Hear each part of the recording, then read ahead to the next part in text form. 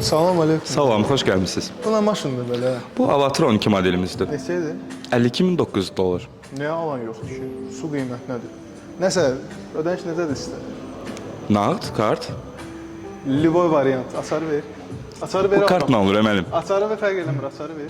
Salam aleyküm. Salam, xoş gəlmisiniz. Bazar olsun. Çox sağ ol, təşəkkürlər. Neçədir maşın? Bu 52.900 dolardır. Aa, çox bahadır. Yon biraz aşağı elə. Nə qədər aşağı? Elə də, elə də. Nə qədər aşağı? 20 minə verərsən. 20 minə? Vallahi 20 min dolar. Bir dəqiqə gətirirəm. İki balamıza 20 min dolar gətirirəm. İndi versən. Şö, razlaş. Razlaş 5. Şö, 5'e götürürəm. Şö, gətir. Salam. Aleyküm salam.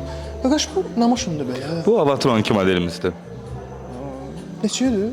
52.900 dolar. Almaq istəyirdinizmi? Yo, elə belə soruşuram. Bunun qulpsuzu yoxdur. Farid nətərsən qaqa? Navanır. Necəsən, neynisən? Mohamed, necəsən, Navanır? Sağ ol qardaş, sağ ol. Nətərsən? Abi bizim dostumuzun da bura. Bəli, bəli. Hə, bu nədir? Nə maşındır bu belə? Avatar.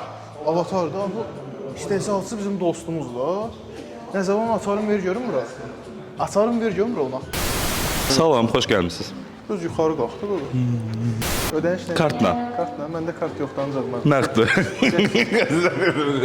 52.900. Amma sizin üçün endirim də edə bilərik. Almaq Yox var. Sizdə ödəniş kart yoxsa nə? Nə danışırsınız? Bak yox var, sizdə ödəniş kart.